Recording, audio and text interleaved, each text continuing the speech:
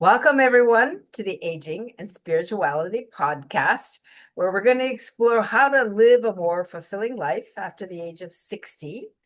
And I am Kathy Lee Taylor, And I'm Chris Jensen. and we are your hosts today, and very happy to have you here. We sure are. And today we're going to talk about a subject that is really on my mind, and I called it Ancient Grief, Timeless Wisdom. And it's all about mourning rituals across Asia and what they teach us today Hmm. about the world that we're living in.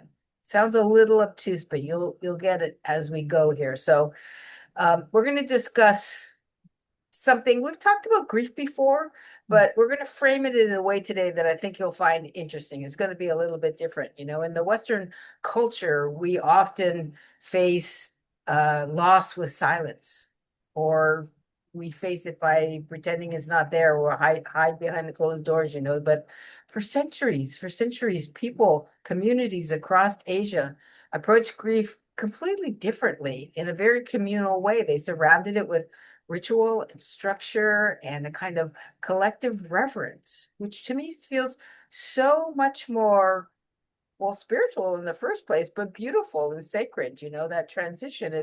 It takes the fear out of that transition, I think is what I'm trying to say. So in this episode, we're going to walk through some very human stories that coming from Japan and China and Korea and India that I got stories from of people Hmm. and their experiences with this transition in their cultures and how they handle it. So listeners, find a quiet spot, cuddle up, take a breath, and go on this journey with us. We're going to talk about grief as a community. As I said, it was mentioning that in Asian cultures, grief wasn't just something you felt, it was something that you did. Hmm. It's a sacred ritual that the community participates in together as a collective. Okay, so if somebody died, neighbors would show up. They'd bring rice and incense and envelopes full of money, and they'd cook and they'd clean together and they would sing and they'd pray. And in some of the villages, you never left the grieving family alone.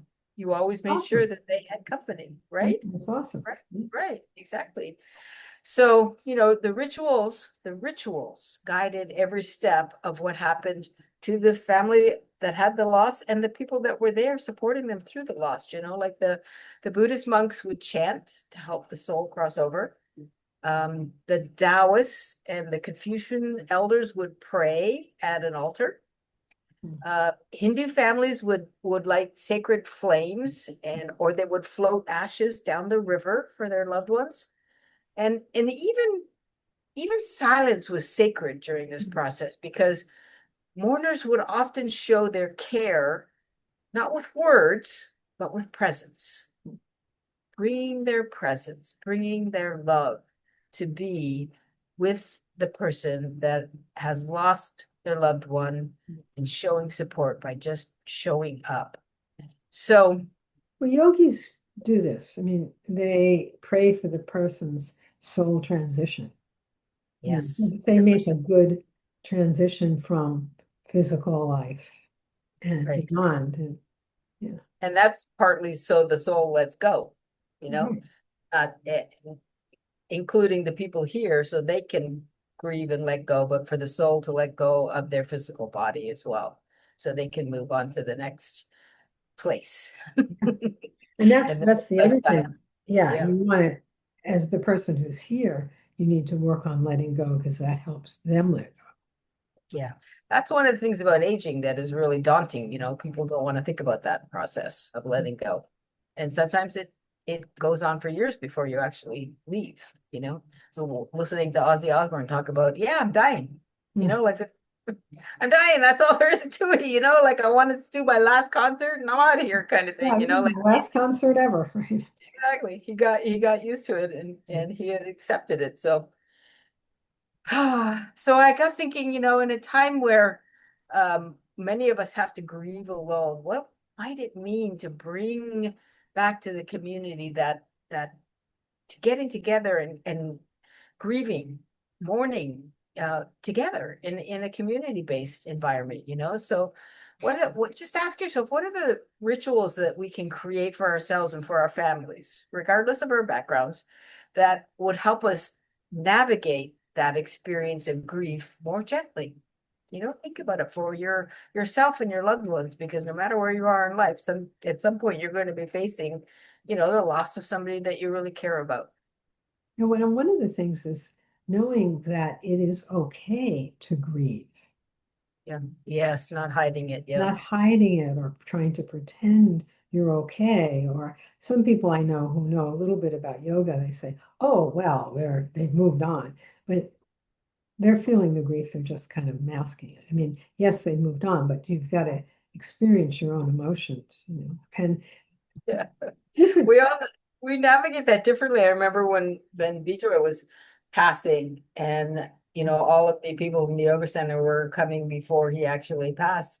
You could tell how we were all struggling with, how am I supposed to feel about this? You know, like we all have, you know, talked about this Mm, for, you know, 50 years now, how we are going to transition and we know where we're going and we know a lot more about, you know, being on the other side than probably most, but it still feels really odd when somebody that you love is leaving the body, you know, and there's a whole process that you go through. So staying conscious during it, you know, like Chris said, and just accepting the grief, being aware of it and not resisting, you know, not yeah. trying to push it away.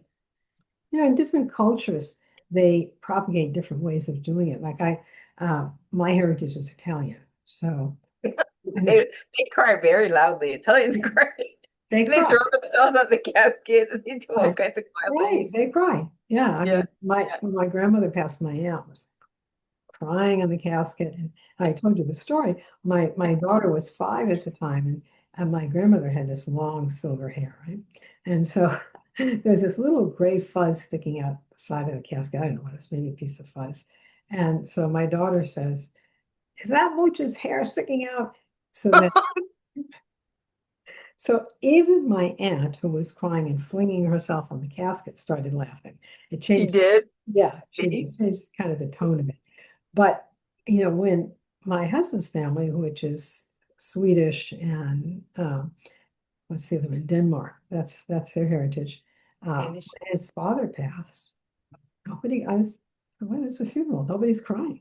You know, I Very mean, stoic. Very no, no, everybody's very stoic, and his brothers and all, they were all joking. And I thought, oh, you know, and the interesting thing is that my husband, he got sick. I mean, a couple weeks later, he got bronchitis. I mean, he was sick for 6 weeks. And Oh I wow. talked about that. I said, you know, you weren't letting out the emotions. I mean, he was Breathe. the most emotional of his brothers, but there wasn't much, you know. At, Right. you know, his mother, nothing, you know. I mean, Yeah. Not being able to let that out was the body backed up. yeah, yeah, it's a whole, so there's different cultural things that we maybe have to overcome, you know.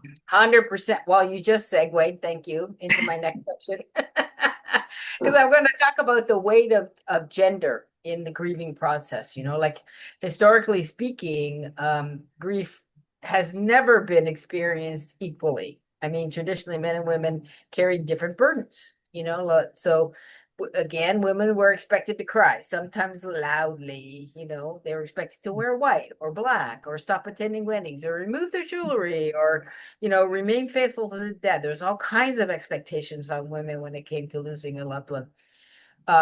In China and Korea, widows were praised for never remarrying. Those traditions are kind of changing a little now, but I mean, in India, widows were sent to widow communities. I was talking to Chris about that before we came on, especially if they did not have children.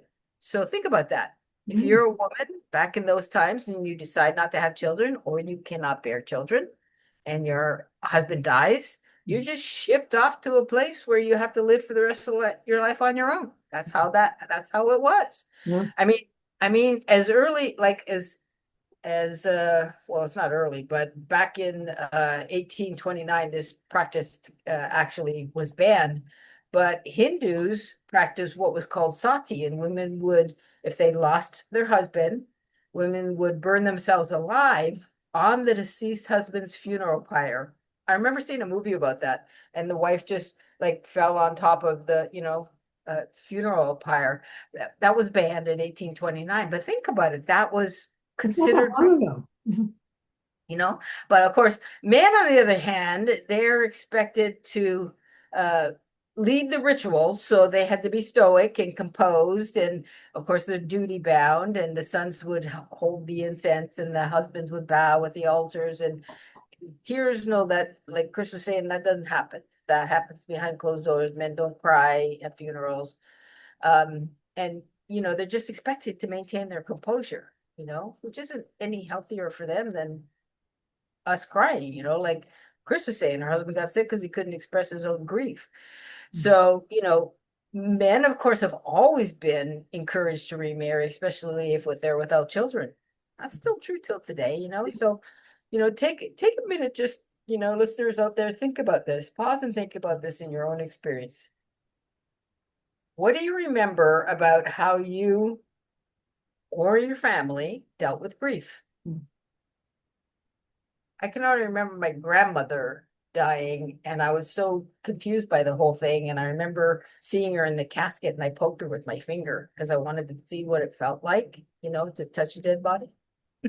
Hmm. It didn't go over well, I'm sure. I was pretty young at the time. But, you were in church, you didn't speak about those kinds of things. It was everything was, shush, shush, get out of the church, don't touch anything, don't do anything. This is not funny. I'm a kid. I'm thinking some of this stuff is funny, Mhm. but that was not encouraged. So, I mean, what was your experience? Was it grateful? Was it appreciative? Was it filled with fear? Maybe people were angry because, when you've experienced loss, oftentimes you're not permitted to grieve the way that your heart wants to, just Hmm. like Chris was saying about her husband. Um, did you let yourself grieve, or did you do what other people expected you to do? You know? So, Yeah. um, this is something that it goes through your family. So I'm just going to tell a few stories about grief, and I'm going to tell them in story format. And I made these up, but it helps you instead of me just Hmm. talking about it. I'm going to give you a story of what it felt like for people in these different Hmm. generations. So this is a story about Leanne's grief. She lived in I think it's called Qing Dynasty, and that was in China from 1644 to 1912. Leanne was just 33 years old when her husband died. She shaved her head, put on white robes, and moved into a back room of her in-laws' house. She was not allowed to remarry. At the funeral, the men burned incense and chanted. Leanne and the other women wailed in the courtyard. She lived another 40 years, all on her own, Hmm. always in white, because she was in mourning. She honored her love, but lost herself. Wow. And then Wow. there was Masaru, and that was in Japan in 1950s. When Kiko died in childbirth, Masaru didn't cry at her funeral. He stood still, bowed, accepted the incense, and said very little. Each evening, he placed rice at her altar. He wore a black armband to work for 49 days. He never remarried. His grief lived quietly in a bowl of rice. So that was a male experience. Hmm. Min Shou was in Korea in the 1600s. When her father died, 70-year-old Min wasn't allowed near the altar. Her brother did the rites. She cooked, she cleaned, she wept in silence. She loved deeply, but in her culture, daughters were not allowed to express that love in ritual form. Hmm. That was the 1600s. Sita's rebirth, Indian present day. She lost her husband at 62. Her Hmm. in-laws told her to wear white, stay quiet, stop attending festivals. And she did at first, but then she joined a widow's circle in Vrindavan. She started painting again, and at her husband's 1 year memorial, she wore blue silk and stood beside her son at the altar. Her mourning honored the past, but didn't erase her future. Oh, that's So I'm telling that story to It's a know good that story. things Yeah, are starting to change, right? yeah. Things can change. But just think, you know, when you're listening to these stories, which of them stirred something in you? Did you feel? What did you feel? You know, like the one about the woman being exiled for the rest of their life because they don't have child. That really hits me deeply. You know, like wow. Well, I mean, Yeah. I've never seen myself, you know, born to be like a childbearer, and that's my only purpose in life. So that strikes me really wild. But for many, many, many women, that is still going on to this day, you know? So think about your own experience, your own personal stories, you know, and how you've learned that your ancestors dealt with this kind of grief. Hmm. Um, as I wanted to just say, you know, as we struggle today with losing women's rights here in America, we've got to remember that all over the world, these violations of human rights are still happening. They are still happening to women. And the truth is, even today, childless widows remain some of the most vulnerable women in the world. I don't Hmm. know if your listeners are aware of that. But change is definitely happening because now there are NGOs, non-governmental operations that are in organizations that are in India, and they provide widows with shelter and income and a sense of community. And so, you know, in these instances, their grief is being met with not shame, but with dignity, you know, so there is progress, you know, there is definitely progress. So we know that grieving really takes space. It needs space. It needs some ceremony. You know, it can be what we need it to be. Just remember that if you're going through the grieving process, maybe light a candle, you know, perhaps write a letter to your loved one, to the one that you've lost. Possibly you can sing a song, sing their name, you know, wear a color, sit under a tree, commune with their spirit. There's so many things you can do to allow those emotions to process and to experience that grief on a whole different level. You don't need to follow ancient customs or just honor the spirit inside of that person, you know? You So reverence. important to let that out, to have Yeah. that. I'll tell you an experience I had. My mother passed when I was almost 8 months pregnant, 7.5, 8 months pregnant. Both And of them. my relatives, my aunts, and all, they decided that they were going to protect me somehow from that. From her dying. Yeah, Wow. because I was pregnant. And so my aunt, and this was great. She did all these funeral arrangements and everything. Uh, but, they called me when she passed, and, I experienced it.